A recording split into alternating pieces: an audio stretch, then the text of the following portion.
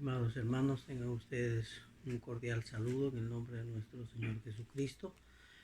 Y en esta oportunidad quiero nuevamente compartir con ustedes la palabra del Señor.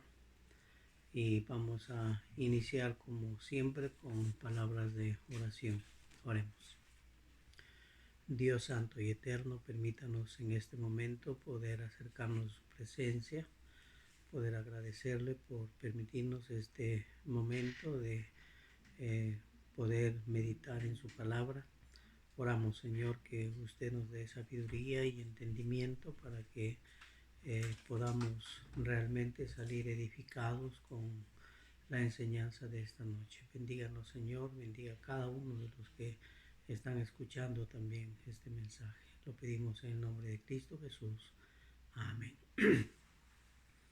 Hermanos, el mensaje de esta noche está en el Antiguo Testamento, en el libro de Números, en el capítulo 21, y el título para el sermón es el siguiente: si fueres mordido y mirares la serpiente de bronce, vivirás.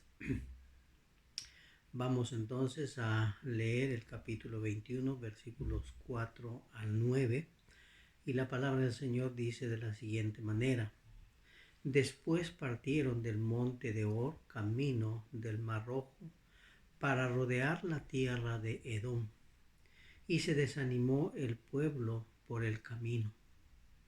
Y habló el pueblo contra Dios y contra Moisés: ¿por qué nos hiciste subir de Egipto para que muramos en este desierto? Pues no hay pan ni agua, y nuestra alma tiene fastidio de este pan tan liviano. Y Jehová envió entre el pueblo serpientes ardientes que mordían al pueblo, y murió mucho pueblo de Israel. Entonces el pueblo vino a Moisés y dijo: hemos pecado por haber hablado contra Jehová y contra ti. Ruega a Jehová que quite de nosotros estas serpientes. Y Moisés oró por el pueblo. Y Jehová dijo a Moisés: hazte una serpiente ardiente y ponlo sobre un asta, y cualquiera que fuere mordido y mirare a ella, vivirá. Y Moisés hizo una serpiente de bronce y lo puso sobre un asta, y cuando alguna serpiente mordía a alguno, miraba a la serpiente de bronce y vivía. Amén. El pueblo de Israel había sido sacado de Egipto por decisión de Dios al escuchar su clamor por causa de la opresión y esclavitud en la que se encontraba. En el libro de Éxodo, en el capítulo 3, los versículos 7 al 10, describe esta situación. Dijo luego Jehová: bien he visto la aflicción de mi pueblo que está en Egipto, y he oído su clamor a causa de sus exactores, pues he conocido sus angustias, y he descendido para librarlos de mano de los egipcios y sacarlos de aquella tierra a una tierra buena y ancha, a tierra que fluye leche y miel, a los lugares del cananeo, del eteo, del amorreo, del fereceo, del heveo y del jebuseo. El clamor pues de los hijos de Israel ha venido delante de mí, y también he visto la opresión con que los egipcios lo oprimen. Ven por tanto ahora, y te enviaré a Faraón, para que saques de Egipto a mi pueblo, los hijos de Israel. Esa fue la invitación con la cual Dios llama a Moisés y le encomienda esta tarea.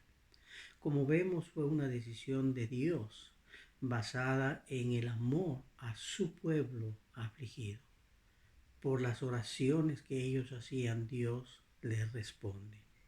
Pero Israel como pueblo fue testigo de las grandes maravillas y prodigios que Dios hizo para poder sacarlos de Egipto y librarlos de las manos del faraón. Como podemos recordar, con las 10 plagas, siendo la última la muerte de los primogénitos. Luego el increíble cruce del Mar Rojo, donde Dios exterminó el ejército del opresor rey de Egipto. En Éxodo capítulo 14, versículos 26 al 28 dice: y Jehová dijo a Moisés: extiende tu mano sobre el mar, para que las aguas vuelvan sobre los egipcios, sobre sus carros y sobre su caballería. Entonces Moisés extendió su mano sobre el mar, y cuando amanecía, el mar se volvía en toda su fuerza, y los egipcios al huir se encontraban con el mar. Y Jehová derribó a los egipcios en medio del mar, y volvieron las aguas y cubrieron los carros y la caballería y todo el ejército de Faraón que había entrado tras ellos en el mar. No quedó de ellos ni uno.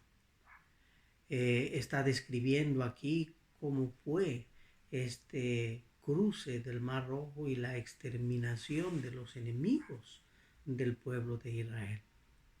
Pero aún con todo esto, Israel seguía siendo un pueblo que manifestaba sus características particulares de ser un pueblo desagradecido, rebelde, desobediente y contradictor.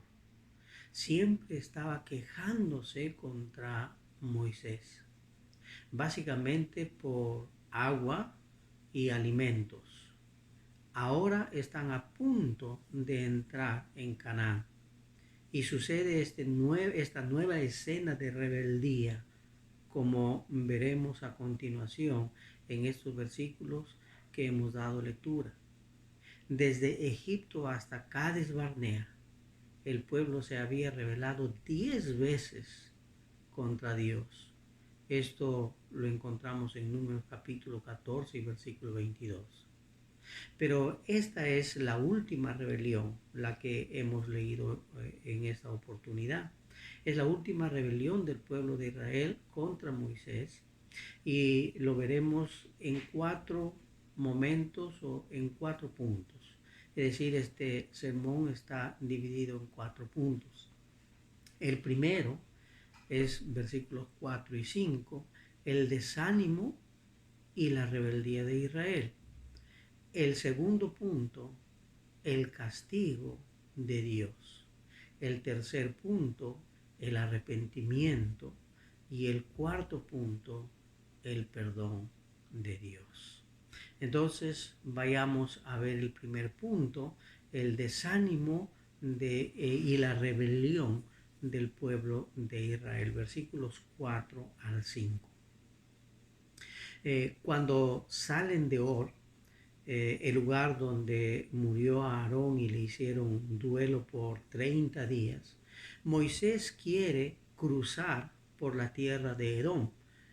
Era una ruta cerca, mucho más cerca para poder llegar a Canaán, pero los edomitas no les permitieron. Los edomitas eran descendientes de Esaú, es decir, eran sus parientes, pero simplemente les negaron. Y esto provocó que tuvieran que rodear la tierra de Edom, y fue lo que ocasionó el desánimo de Israel. Y probablemente había razones para ello. El pueblo estaba impaciente por entrar a Canaán. Y ahora que están a puertas de entrar, tienen que rodear la tierra. Este desánimo produce impaciencia. Y es que habían estado ya casi 40 años andando en el desierto y aún tienen que seguir esperando. Pero esto no justifica una reacción tan dura contra Moisés y contra Dios. El desánimo hizo que Israel hiciera comentarios y críticas en contra de la voluntad de Dios, olvidando todas las señales y prodigios que el Señor había hecho con ellos al sacarlo de la esclavitud de Egipto y proveerles todo lo que necesitaban en el desierto y la protección permanente a través de la nube durante el día y la columna de fuego durante la noche. Eventos que eran constantes, permanentes con este pueblo, como para que no olvidaran, porque cada día Dios estaba con ellos. Pero la impaciencia de ellos, de este pueblo de Israel, les hizo comentar estas tres ligerezas que veremos en el versículo 5. La primera de ellas dice, hablaron en contra de Dios. En segundo lugar, hablaron en contra de Moisés. Y en tercer lugar, criticaron las provisiones que Dios le daba. Se están quejando de Dios y de Moisés de lo que sucedió ya casi 40 años atrás, cuando fueron sacados de Egipto. Tienen en su mente los recuerdos de Egipto y parece que prefirieran volver a la esclavitud. Creen que la esclavitud era mejor que estar en el desierto bajo la protección y el cuidado de Dios. Miren lo que hacen. Dicen, acusan a Moisés de haberlo sacado de Egipto para morir en el desierto, aduciendo que no tenían ni agua ni pan, lo cual era totalmente falso.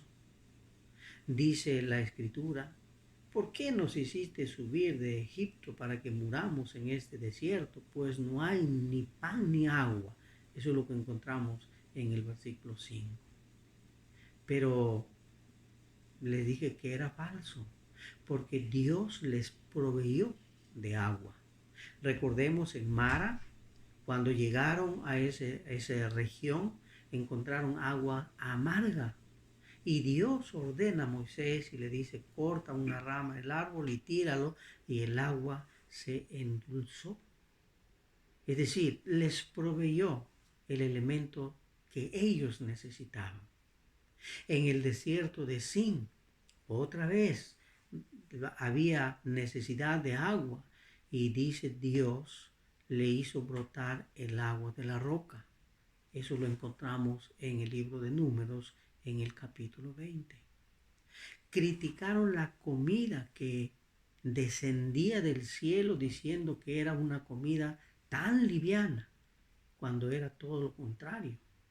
El salmista, refiriéndose a esta comida, dice en el Salmo 78, versículos 24 y 25, e hizo llover sobre ellos maná para que comiesen, y les dio trigo del cielo, pan de nobles comió el hombre, les envió comida hasta saciarse. El salmista está aquí reconociendo y expresando lo que significaba ese tipo de alimento para Israel, pero ellos se quejaron. Ellos mentían diciendo que no tenían ni pan ni agua, cuando sabemos por la Escritura que Dios les proveía de agua y de pan, es decir, el maná, y que nunca les faltó hasta que entraran en Canaán. 40 años que Dios les proveyó el alimento, les proveyó el agua y les proveyó todo lo que tenían. Además, cuenta también o menciona la Escritura que dice que su ropa no envejeció por 40 años, no tuvieron necesidad de comprar ropa. Deuteronomio 8:4 dice, tu vestido nunca envejeció sobre ti, ni el pie se te hinchó en estos 40 años. Dios protegía a Israel. Pero en este momento de impaciencia, en este momento de preocupación de no poder entrar a la tierra de promesa, este pueblo lanza estos cuestionamientos a Dios, cuestionamientos falsos que no decían la verdad, que no reflejaban la verdad, a pesar de que ellos habían vivido. Quizá los primeros hechos no, pero sus padres sí. Pero ellos están quejándose de todo eso. Realmente podríamos decir que la actitud de los israelitas fue una actitud de mal agradecimiento. Se quejaron contra los alimentos que Dios les daba. Idealizaban las ollas de comida que recibían de sus amos en Egipto durante el periodo de la esclavitud, olvidando los abusos y malos tratos. Solamente se centraban en que había comida fresca, pero no recordaban la forma esclavizante en la que ellos habían estado. Eso entonces es el primer punto, la rebelión del pueblo de Israel contra Dios. Pero en el versículo 6 encontramos también el castigo de Dios. Obviamente Dios está molesto con la actitud de este pueblo. Y mire lo que dice el versículo 6. Y Jehová envió entre el pueblo serpientes ardientes que mordían al pueblo, y murió mucho pueblo de Israel. Eso es lo que está mostrando en el versículo 6. Dios quita la protección a Israel como castigo por su rebeldía, y les envía serpientes ardientes, y mucha gente murió. Y es obvio, si no tienes la protección de Dios, estás totalmente indefenso. Y más si es un castigo por causa de la infidelidad del pueblo. Las serpientes es un símbolo del pecado.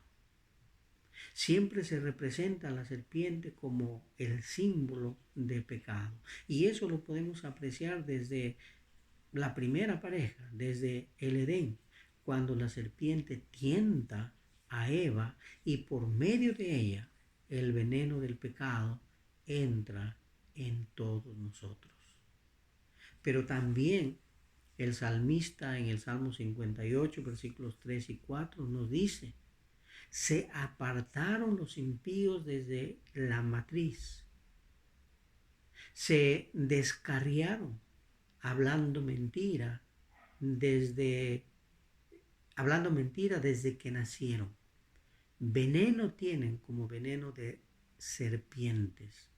Son como el áspid sordo que cierra su oído.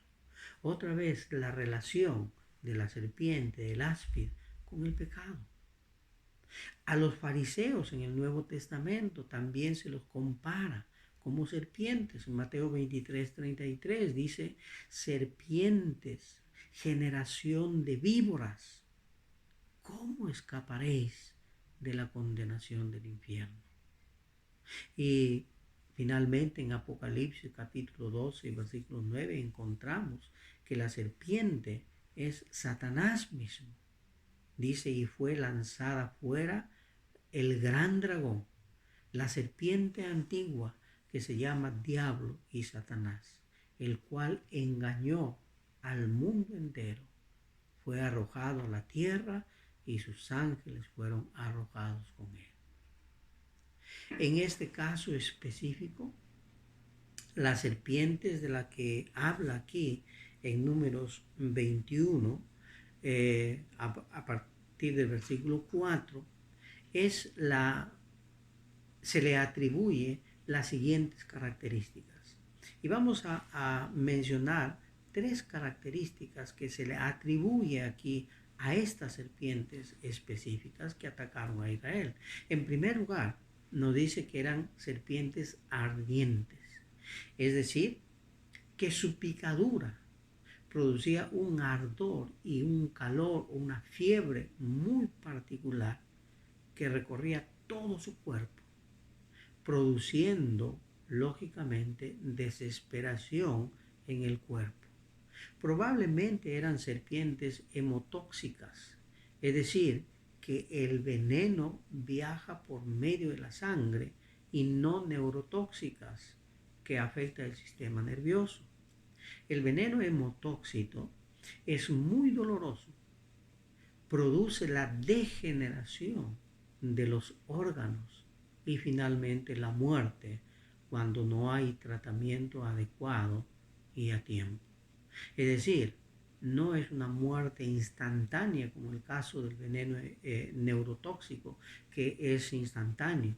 Esta demora y hace sufrir, produce dolores, produce fiebre y va necrosando el cuerpo hasta que destruye todos los órganos y produce la muerte. En segundo lugar, estas serpientes, dice, mordían al pueblo. Es decir, Dios envía esta plaga y la tarea específica era morder a los israelitas. Este fue el mandato específico de Dios para estos animales. Vayan y muerdan a los egipcios, a los israelitas, por causa de su rebelión contra mí. No es que no existían las serpientes, habían en el desierto, pero no las atacaban. Ahora hay un mandato específico. Dios le dice, vayan y destruyan, muerdan, piquen a las personas para que mueran. Ahora reciben el encargo específico de atacarlos. En tercer lugar, dice, su mordida era mortal. Según lo que nos dice el versículo 5, dice, murió mucho pueblo de Israel. Y bueno, si decimos que la serpiente simboliza el pecado, sabemos también por el Nuevo Testamento que la paga del pecado es la muerte. Y eso es lo que dice en Romanos capítulo 6, versículo 23. La paga del pecado es muerte, mas la dádiva de Dios es vida eterna en Cristo Jesús, Señor nuestro. La mordida de la serpiente en ese contexto era sinónimo del pecado y por lo tanto de muerte. Esta situación hace al pueblo arrepentirse y clamar a Dios por medio de su líder, es decir, por medio de Moisés. Pero miren ustedes que tuvieron que esperar el último momento, llegar hasta lo más profundo para luego reaccionar. Y eso nos lleva al tercer punto, el arrepentimiento. Y el arrepentimiento lo encontramos en el versículo 7. Y miren ustedes lo que dice ahí la escritura. Entonces vino el pueblo a Moisés y dijo, hemos pecado por haber hablado contra Jehová y contra ti. Ruega a Jehová que quite de nosotros estas serpientes. Y Moisés oró por el pueblo. Y es interesante observar la actitud del pueblo de Israel. Cuando están molestos, cuando están fastidiados, van contra Moisés, le gritan, le reclaman, le cuestionan. Y ahora, cuando hay esa necesidad, claman a él. Por favor, Moisés, ayúdanos. Cuando la situación lo lleva al extremo del sufrimiento, acuden a Moisés, a quien antes lo cuestiona y lo menosprecian. Y miren ustedes lo interesante, dice, le confesaron que habían pecado contra él y ahora le piden interceder por ellos a Dios, de quien también habían hablado mal. Fue una confesión completa. Miren ustedes, dice, reconocieron que habían hablado mal contra Dios y contra Moisés. Reconoce que la plaga de las serpientes era la consecuencia de su actitud irresponsable contra Dios y Moisés. Pero ese reconocimiento, esa reflexión, no es sino al llegar a lo profundo del sufrimiento, es decir, al fondo de lo que les lleva el pecado. Ahí recién reconocen y luego piden la intercesión del líder. La petición del pueblo era muy clara y también era una petición puntual. Dicen a Moisés, por favor, intercede, clama a Jehová, ruega a Jehová que quite de nosotros estas serpientes. Querían que la plaga desaparezca para que ya no vivan con ese temor y angustia. Claro, era la solución más lógica y cómoda para el pueblo de Israel. Pero hoy día el mundo entero está clamando. Por ejemplo, ante esta situación en la que nos encontramos, el mundo está pidiendo que desaparezca el COVID-19. Pero la pregunta es, ¿ha confesado su pecado? ¿Ha vuelto su mirada al Creador? Quisiéramos esperar que así sea, pero sabemos que no lo es. Hay mucha gente que sigue haciendo lo mismo, sigue haciendo cosas malas, pero está pidiendo, está exigiendo que este virus desaparezca. Algo que es incongruente. Ojalá podamos clamar a Dios, pero primero reconocer nuestro pecado, reconocer nuestros errores y volver la mirada al Señor. Y es interesante la actitud de Moisés.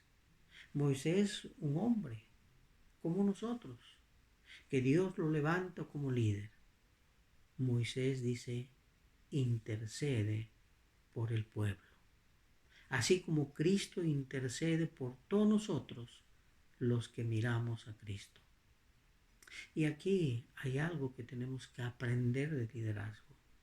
Moisés ha sido ultrajado, ha sido insultado, ha sido puesto lejos, es decir, lo trataron mal.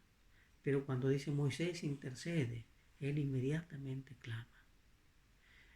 Otra persona quizá hubiese dicho, bueno, ustedes no quieren saber nada conmigo, arréglenselas.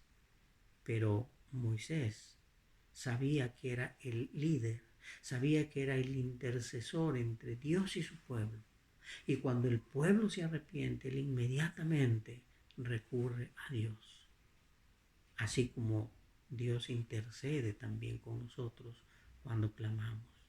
Y eso lo podemos encontrar en Hebreos 7:25, como Dios está intercediendo por nosotros. Dice, por lo cual puede también salvar perpetuamente a los que por Él se acercan a Dios. Pero ahí está la condicionante, a los que se acercan a Él por Dios. Viviendo siempre para interceder por ellos. Esa es la actitud de Dios. Escucharnos y el Señor Jesucristo intercediendo por cada uno de nosotros. Moisés cumple su ministerio de mediador entre Dios y el pueblo a pesar de que fue cuestionado e insultado por el pueblo. Moisés les complace y clama a Dios, quien responde inmediatamente, mostrando que cuando hay arrepentimiento, siempre hay perdón. Y esa es una de las características que observamos en la Biblia. Si tú te arrepientes, Dios te escucha, Dios te perdona. Y eso no debemos olvidarlo jamás. Y esto nos lleva al último punto, el punto número 4, donde observamos el perdón de Dios en el versículo 8. Miren lo que dice ahí. Jehová dijo a Moisés, hazte una serpiente ardiente y ponlo sobre una asta, y cualquiera que fuere mordido y mirare a ella, vivirá. Interesante. Dios actúa inmediatamente. Dios siempre ofrece la solución a nuestros males y no lo podemos encontrar en nadie más, ni en el amigo, ni en el compadre, en nadie. Es Dios quien ofrece la salvación a nuestras dificultades. ¿Que puede hacerlo a través de un amigo? Sí. ¿Puede hacerlo a través de la empresa quizá que trabajamos? Sí. ¿Puede hacerlo a través de un familiar? Sí. Pero primero tenemos que buscar a Dios y esperar en Él. Si tú buscas a Dios, confías en Él, Él lo va a hacer. Pero tienes que acercarte primero. Si no, no va a funcionar.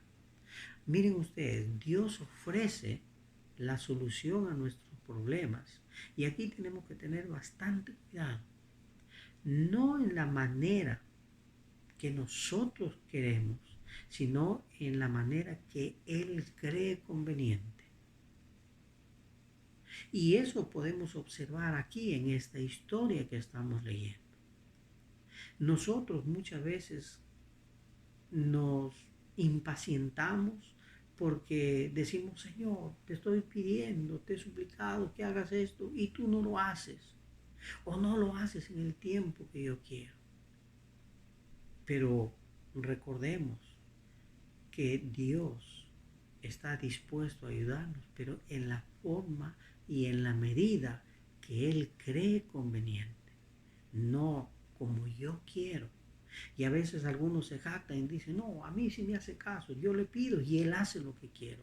No, no es así. Dios hace lo que Él ha determinado a favor de nosotros cuando le pedimos. Aquí, por ejemplo, el pueblo le dijo a Moisés, dile que quite las serpientes. Pero Dios tenía otro plan, el cual constaba de 3 partes, como vemos a continuación. Primero, 1, dice, no quitó las serpientes como ellos pidieron. Es decir, las serpientes lo seguirían atacando. Seguirían siendo mordidos por las serpientes. El pecado siempre tiene consecuencias. Muchas veces quisiéramos escapar de las consecuencias. Sí, Señor, perdóname, pero ya no hay ninguna consecuencia. No, sí hay consecuencias. Para Dios hubiese sido muy fácil quitar las serpientes. Así como ordenó, vayan y atáquenlos, vayan y muérdalos. El Señor hubiera dicho, muy bien, ya cumplieron su función, retírense, aléjense, apártense de ellos y vayan a otra parte del desierto. Lo hubiera podido hacer, pero el pueblo hubiera aprendido la lección en cuanto a su desobediencia. Probablemente no. Bueno, ya se acabó el problema, qué bien, volvemos a lo mismo y volvemos al pecado. Por eso el Señor no lo hace así. Él tiene su forma para enseñarnos. En segundo lugar, mandó hacer una serpiente ardiente de metal para que sea colocada en un asta, lo cual fue hecho por el líder del pueblo, por Moisés. Moisés recibe esa orden y él hace. Y mucha gente seguro cuestionaba, ¿cómo es posible? Las serpientes nos están matando y tú vas a hacer una serpiente de bronce y le vas a poner en un asta. Pero eso es lo que el Señor le dice. Acto de obediencia. Y en tercer lugar, dice, el que era mordido debía mirar la serpiente en el asta y no moría. Al contrario, dice, se salvaría. Pero la pregunta es, ¿cuántos murieron aun cuando la serpiente estuvo ahí? No se salvaron de la mordida, pero sí se salvaron de la muerte con mirar a la serpiente de bronce. Pero muchos seguramente pensarían, ¿mirar a una serpiente? No, eso no va conmigo. Eso para los ingenuos, no para mí. Y esa terquedad, ese capricho, seguramente a muchos lo llevó a la muerte. Pero qué diferente aquel que era mordido y miraba a la serpiente con fe, dice, vivía. Vemos que el plan de Dios estaba basado en la obediencia y en la fe. Dios prometió la salud física del pueblo de Israel. Y no porque la serpiente de bronce tenía algo mágico, tenía algún poder en sí. Simplemente por la obediencia de mirarla cuando eran picados. Obviamente no tiene lógica para el humano común y corriente, pero ese fue el plan de Dios. Voy a ver la obediencia. Y muchas de las pruebas que Dios ponía en el desierto tenían que ver con la obediencia. ¿Recuerdan ustedes el maná? Cuando el pueblo pidió pan, Dios le dice, les voy a dar maná. Pero cada día van a recoger solamente lo que van a poder consumir. Si recogen más de lo necesario y no lo terminan y lo guardan para el día siguiente, va a criar gusanos y no lo van a poder comer. Pero el día sexto, dice, tenía que recoger el doble, porque el séptimo día no había maná. Seguramente muchos se quedaron de hambre al principio, porque dijeron, no, yo quiero fresquito, así que yo voy mañana. Y salieron el día de reposo y no encontraron nada. Porque el ser humano somos tercos y queremos que las cosas se hagan conforme yo quiero. Pero tenemos que acostumbrarnos, hermano, a que las cosas tienen que ser conforme Dios lo establecido. Y por eso hay que tener mucho cuidado con lo que hacemos. Y aquí hay un ejemplo también que ilustra cómo muchas veces el ser humano puede torcer las cosas buenas y hacerlas malas. Y por eso hay que tener cuidado, porque lo bueno para un determinado tiempo se puede convertir en malo en otro tiempo. Eso es lo que observamos aquí con relación a la serpiente. Miremos en 2 Reyes capítulo 18, versículos 1 al 4. Miren lo que sucede ahí muchos años después de este incidente, que Moisés levanta la serpiente para que la gente no muera. Dice, en el tercer año de Oseas, hijo de Ela, rey de Israel, comenzó a reinar Ezequías, hijo de Acaz, rey de Judá. Cuando comenzó a reinar, era de 25 años y reinó en Jerusalén 29 años. El nombre de su madre fue Abi, hija de Zacarías. Hizo lo recto ante los ojos de Jehová, conforme a todas las cosas que había hecho David, su padre. Él quitó los lugares altos y quebró las imágenes y cortó los símbolos de acera e hizo, escuchen, pedazos la serpiente de bronce que había hecho Moisés, porque hasta entonces le quemaban incienso los hijos de Israel y lo llamaron Nehustán. Ezequías, el rey más importante de Judá, tuvo el valor, el coraje de romper esta serpiente, que era considerada patrimonio de Israel, parte de su tradición, porque lo había hecho Moisés. Habían pasado muchos años. Y el pueblo de Israel, dice, lo tenía ahí, pero lo habían hecho o lo tenían como a un ídolo y le adoraban. Es decir, ya no cumplía la función para la cual Moisés la hizo. Moisés la hizo en un momento específico para que no muriera la gente, pero años más adelante lo tienen como un ídolo. El ser humano está acostumbrado a eso, a tener ídolos, representaciones, y también en el mundo evangélico. Yo conocí a una hermana que en una oportunidad me invitó a almorzar a su casa, y cuando llegamos nos sentamos en la sala y en la mesa estaba la Biblia abierta. Y como éramos un grupo regular, dijo, bueno, vamos a tener que almorzar en la sala, vamos a recoger las cosas. Entonces cerré la Biblia. Y la hermana me dice, no, pastor, no puede cerrar la Biblia. La Biblia tiene que estar abierta para que haya bendición en mi casa. Es decir, la Biblia se convierte en un ídolo para las personas.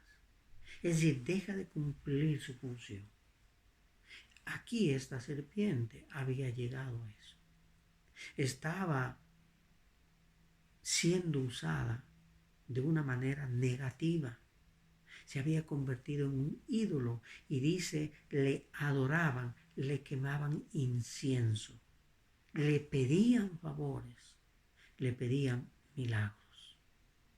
Hermanos, hay que tener cuidado.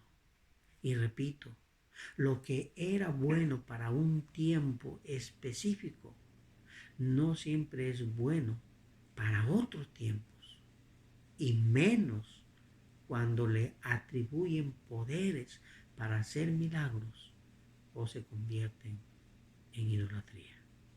Hay que tener mucho cuidado en esas cosas. Ahora, otro detalle importante de este pasaje.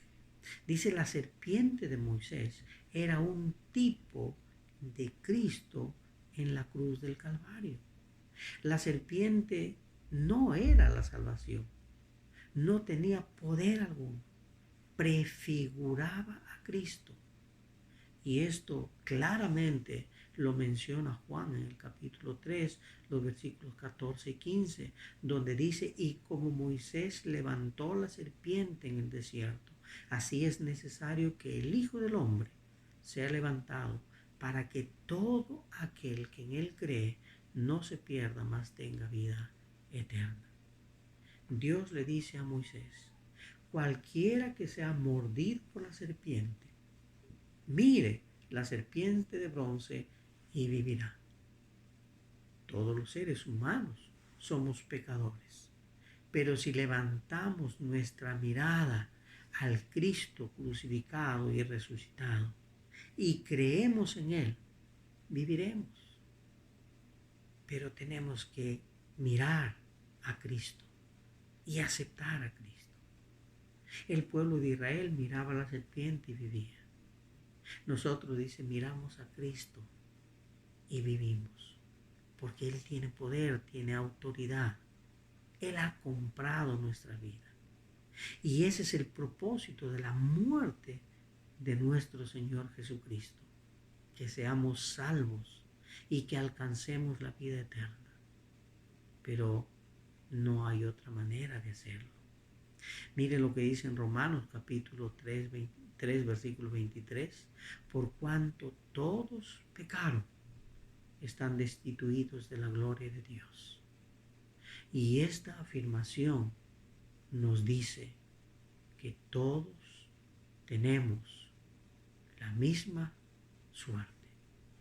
Todos hemos pecado, no hay uno que no haya pecado. Si no te acercas a Cristo, morirás. Pero si te acercas a Cristo, ten por seguro que vivirás. Por eso dice, Cristo tuvo que ser levantado.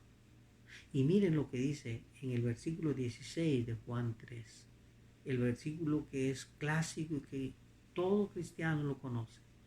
porque de tal manera amó Dios al mundo, que ha dado a su Hijo unigénito, para que todo aquel que en Él cree no se pierda, mas tenga vida eterna. Y hermanos, pongamos atención en lo que ahí dice, para que todo aquel que en Él cree no se pierda. No es para todo el mundo, sino para que el que cree. Dijimos que en el caso de Moisés mucha gente seguramente murió porque no quiso mirar a esa figura que estaba en el asta. Dijeron, no, eso para mí no funciona. Y murieron. También hay mucha gente ahora que está muriendo físicamente sin creer en Cristo. Y tenemos que decir espiritualmente, también han muerto. Porque cuando haya la resurrección, ellos no tendrán la entrada en el reino de los cielos. Por eso dice, todo el que cree será salvo.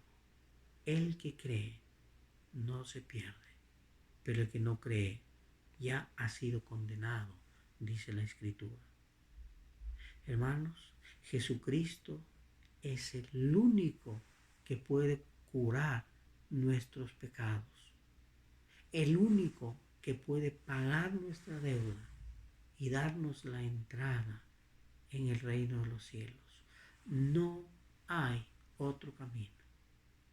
Amigo, no sabemos cuántas serpientes te están picando, no sabemos cuánto veneno te han inoculado, hablando en forma metafórica, es decir, cuántos pecados estás tú cometiendo, cuántos errores estás cometiendo.